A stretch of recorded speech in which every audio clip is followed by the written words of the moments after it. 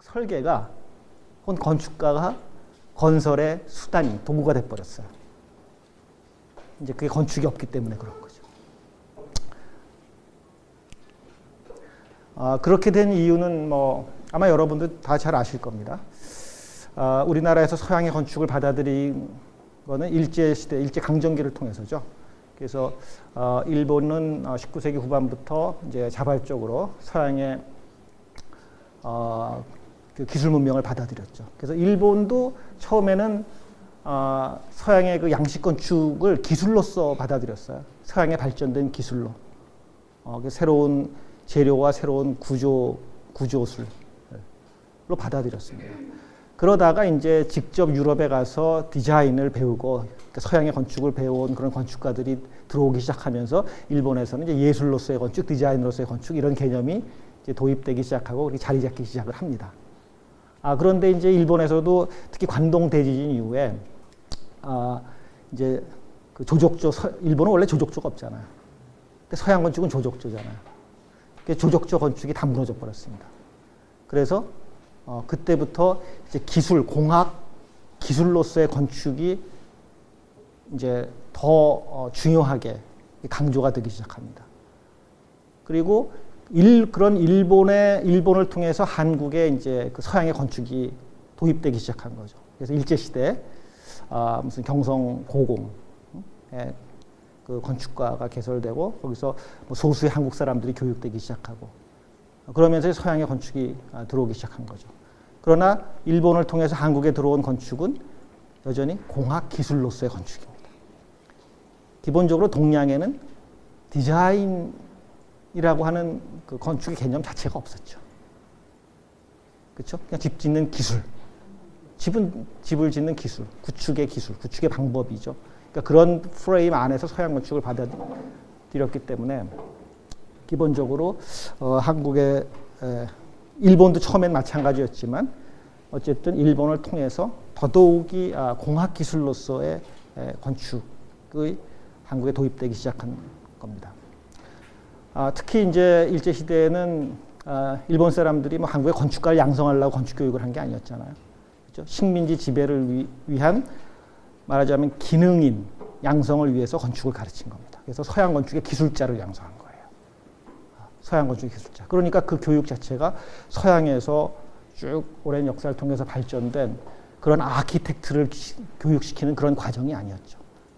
그래서 아주 실용적인 기능인으로서 식민 지배를 위해서 필요한 기술자로서의 건축가를 양성하는 그런 교육 과정으로서 서양의 건축이 도입이 됩니다. 그래서 제가 이거는 좀 찾아보다가 혹시 시인 이상 아시죠? 시인 이상이 그 경성고공 건축가 출신이에요. 그래서 총독부 기사로 일했었죠. 그러니까 경성고공 건축가 나오면 총독부, 그 당시 총독부의 그 관방과인가요? 그래서 시설을 만드는 그런 거에 기사. 건축가라는 용어도 없죠. 기사로서 이제 일을 했던 겁니다. 초기에 그 경성고공 졸업자들이.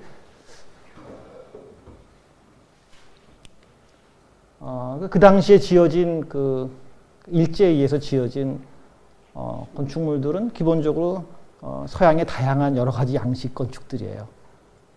그래서 뭐 양품 건축, 양식 건축. 그래서 절충주의라고 보통 우리가 얘기하죠. 유럽에서 19세기 후반에 유행했던 여러 가지 다양한 그 양식적 경향들의 건축입니다. 용산 역사예요. 용산 역사. 일제시대 때 지어진.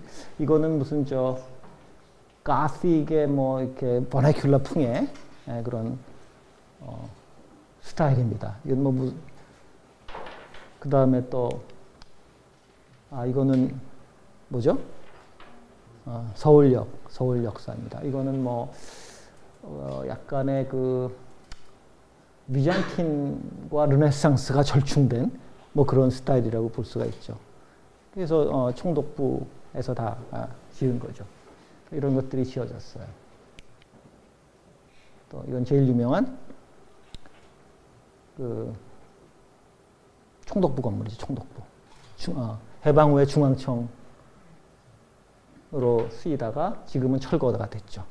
경복궁의 그 광화문 바로 뒤에 있던, 혹시 여러분들은 이 건물을 못 보고 자랐나요? 이 건물을 못 보고 자란 세대군요. 이건 뭐 르네상스 신고전주의라고 할 수 있는 뭐 그런, 이것도 절충주의 양식이죠. 하여튼 이러한 서양의 양식 건축들이 일제시대 때 도입됐습니다. 근데 어쨌든 우리나라에 도입된 그 일제시대에 도입된 건축은 서양에서 발전되어 온 그러한 어떤 지식 체계를 바탕으로 한 그러한 디자인으로서의 건축 개념이 아니라 서양의 발전된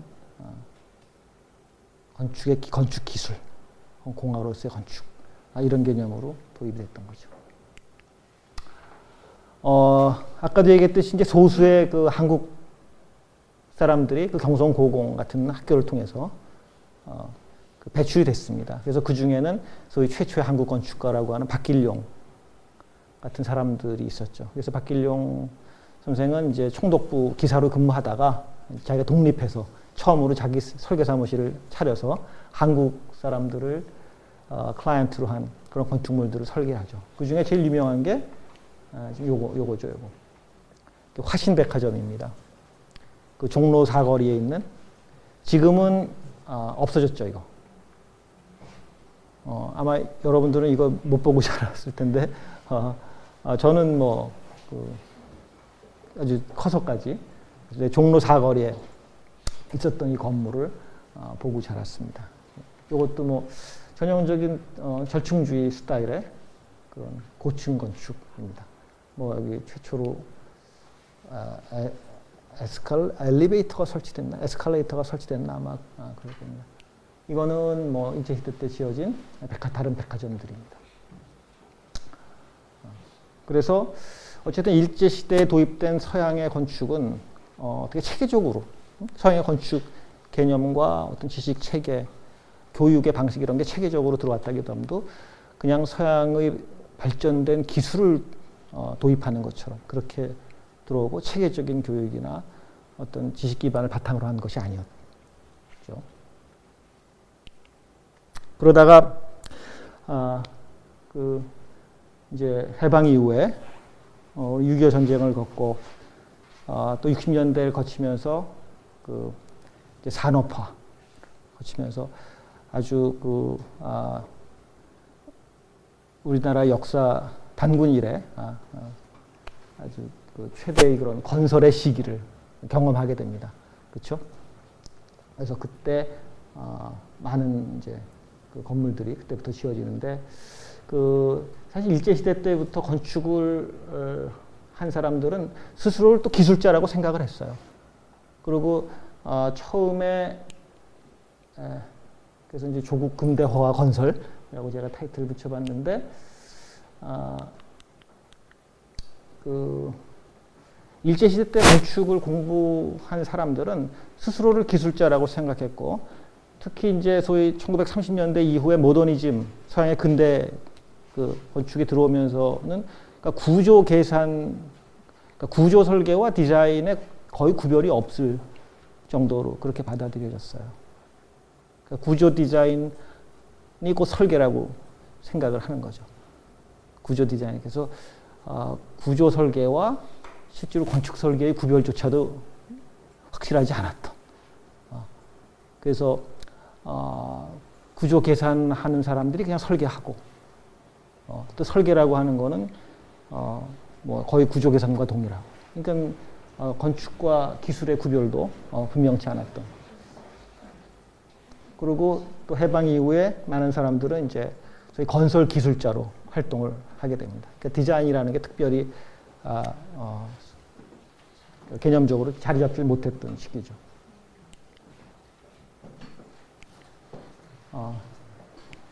그래서 그 해방 이후에 그야말로 이제 건설의 시기를 거치면서 우리는 무지막지하게 이렇게 건물을 지었습니다. 그러나 여전히 건축은 자리 잡지 못한 상태에서 건설이 이루어진 거죠. 그러니까 그 과정에서 이제 건설이 건축의 수단이 아니라, 건설이 건축을 실현하는 수단이 아니라 건설이 건축이 되어버렸어요. 건설이. 그리고 건축 설계가 건설의 수단이 되어버린 거죠. 그건 바로 건축이라는 게 없었기 때문에 그런 거죠. 우리나라에서.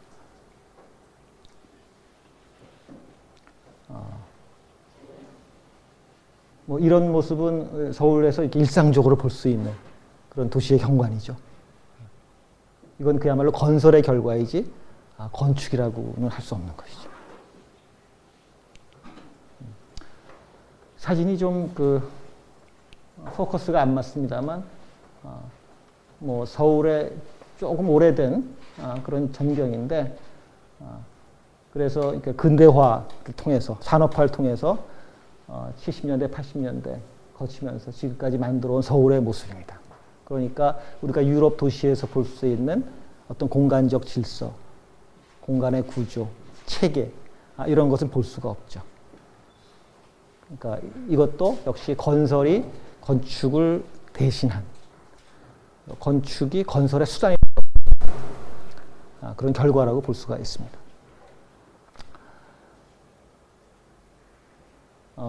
그래서 우리나라는 아직도 건설이 건축을 지배하죠. 그래서 건축 얘기를 하려고 그러면 많은 사람들은 그냥 그것을 건설이라고 생각을 해요. 건설이라고 생각해요. 그러니까 건축과 건설을 구별을 잘 안 하는 사람들이 많습니다. 사회에서 보면은. 그리고 이러한 건설에 의한 건축의 지배를 아주 더 강화시킨 2000년 이후에 현상이 턴키 프로젝트입니다. 여러분들 턴키가 뭔지 다 아시죠? 그래서 디자인과 건설을 한꺼번에 발주하는 것이죠. 그런데 그 주 계약자는 건설사가 됩니다. 그러니까 건설사가 설계 사무실 시켜서 그 디자인을 같이 해서 디자인 빌드에 관한 전체를 갖다가 비딩을 하는 것이죠. 그러니까 턴키 프로젝트에서 이제 건설사가 설계 사무실에게 설계를 맡기면서 그 설계를 마음대로 막 이렇게 좌지우지합니다.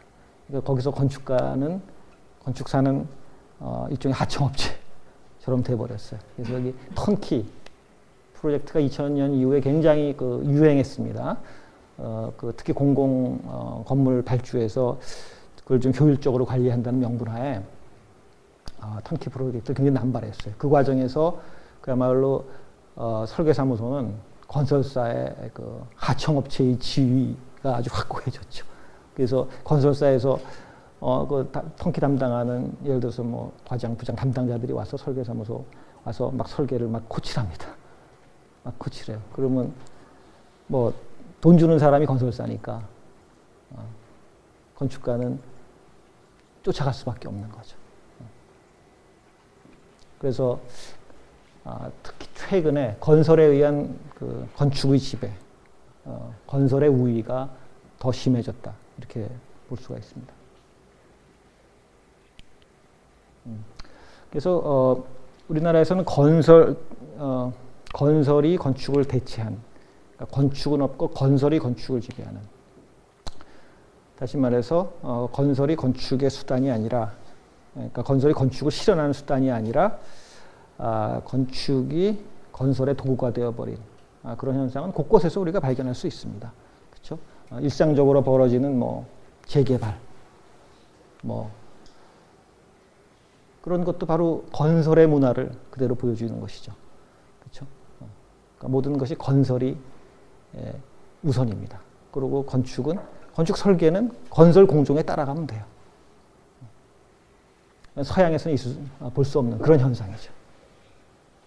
그건 바로 우리나라에 건축이 없기 때문에 그렇습니다. 그리고 건설이 건축을 대체했기 때문에.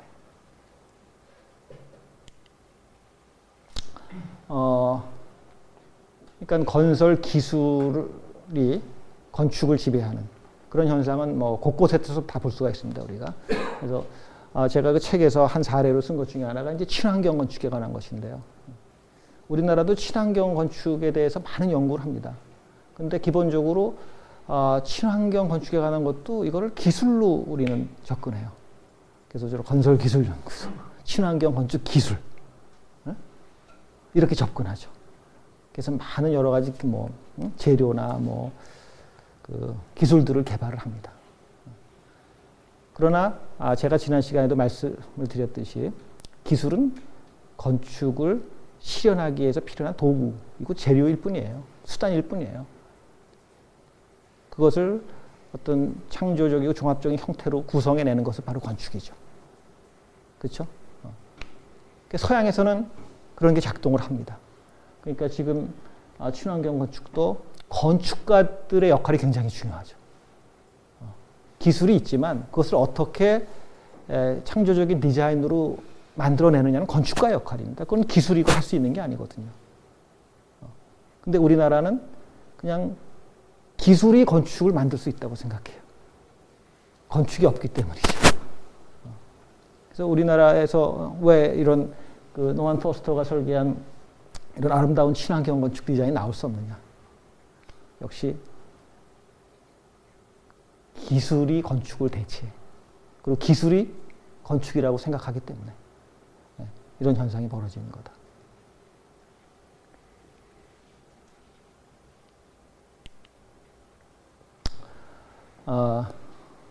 제가 이제 그 지금까지 우리나라에서는 서양에서는 건설이라고 하는 것이 건축의 수단인데, 그러니까 건축을 실현하는 수단이 건설이고 기술인데 우리나라에서는 그게 거꾸로 됐다고 그랬습니다. 그렇죠? 건축은 없고 건설과 기술이 건축을 대체해 버렸어요. 한국에서. 그래서 건축이 없습니다.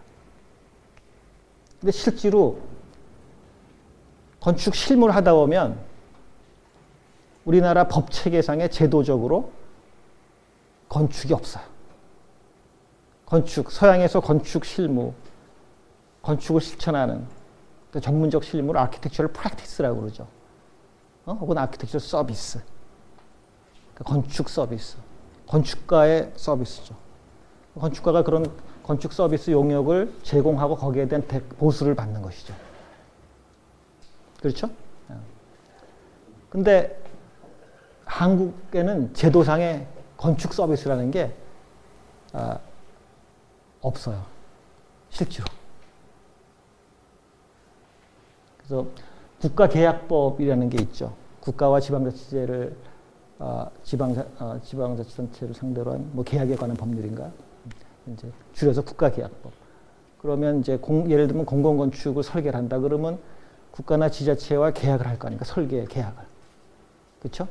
그게 이제 건축 서비스인데 그 국가계약법에 건축 서비스라는 그 서비스 영역이 없어요. 그럼 뭐냐? 건설 기술 영역입니다. 건설 기술 영역. 그러니까 설계도 건설 기술이에요. 건축 서비스 영역이라는 게 없어요. 그냥 건설 기술의 하나로서 그 용역을 제공하는 겁니다.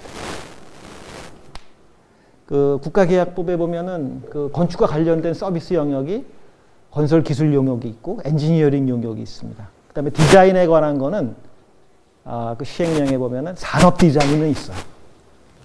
그런 디자인은 있어요. 근데 건축은 없어요. 건축은 건설 기술 영역에 속합니다. 그러니까 예를 들어서 도면을 납품한다, 혹은 제안을 한다 그럴 때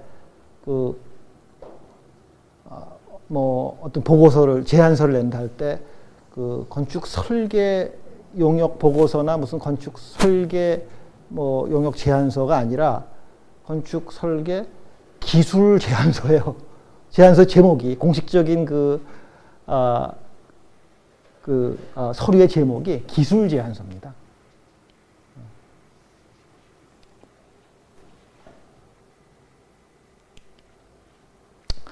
조금 전에 얘기했듯이 건축이라고 하는 그 서비스 영역이 제도적으로 존재하지 않는다.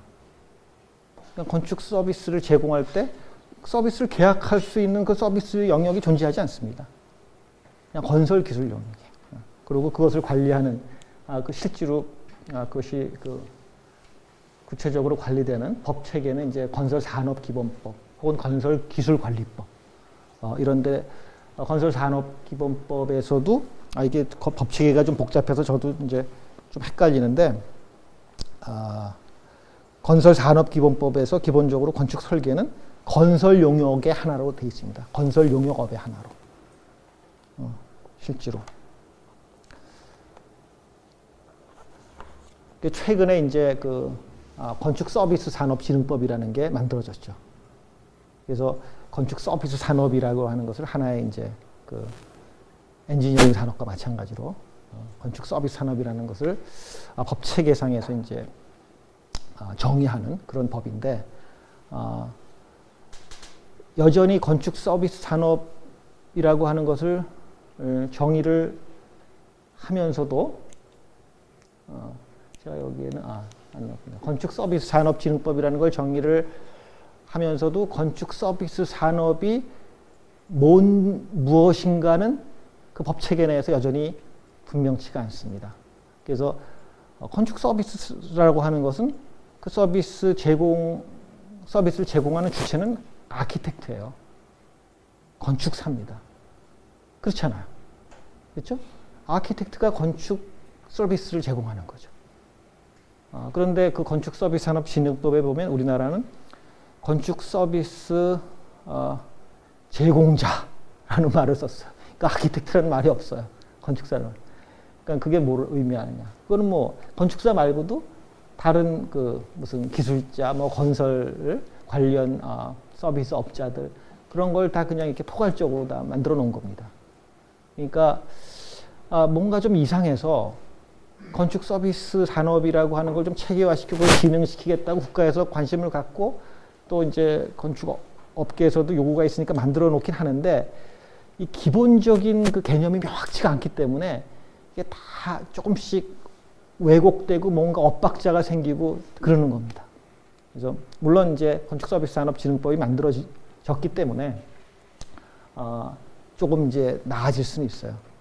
그러나 예를 들면 건축 서비스 산업진흥법을 만들었으면 국가계약법 안에 건축 서비스 산업이라고 하는 서비스 영역이 규정이 돼야 되겠죠. 그렇죠? 그래서 건축 서비스 제공할 때는 뭐 그 계약의 방식이라든지 뭐 보수의 지위라든지 이런 걸 어떻게 한다라는 게 규정이 되어 있어야 되는데 그런 게 안 되는 거죠. 여전히 건축 서비스 산업진흥법이 있어도 아직까지는 건축 서비스는 국가계약법상에서 건설기술 용역이 하나입니다. 그리고 건설기술 용역은 기본적으로 국가계약법상에서 가격 입찰을 하게 돼 있어요. 가격 입찰. 그러니까 그 건축 설계도 가격 입찰을 자꾸 하는 겁니다.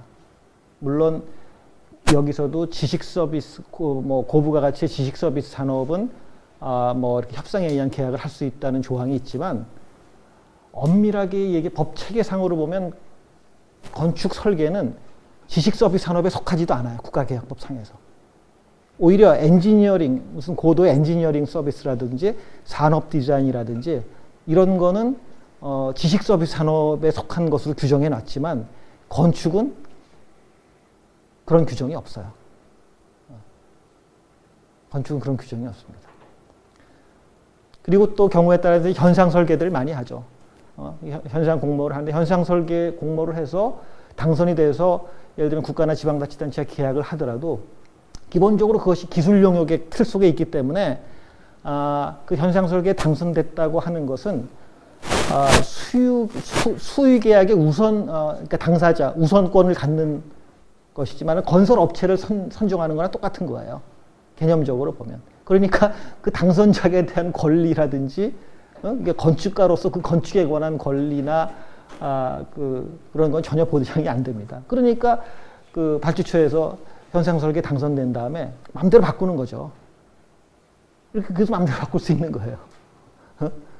그러니까 수계약 당사자를 뽑는 거나 마찬가지예요. 현상 설계라는 게. 그러니까 건축이 없기 때문에. 그러니까 제도적으로 건축이 없어요. 혹시 그런 거 아셨어요? 아셨어요? 이런. 몰랐어요. 그러니까는 설계 제안을 할 때도 건축 설계 제안서가 아니에요. 설계 뭐 용역 기술 제안서를 냅니다. 그렇지 않아요? 네, 맞습니다. 맞죠? 건축이 없습니다. 제도죠. 우리나라 법 체계상에서 건축 서비스라는 게 없어요. 너무 황당하지 않아요?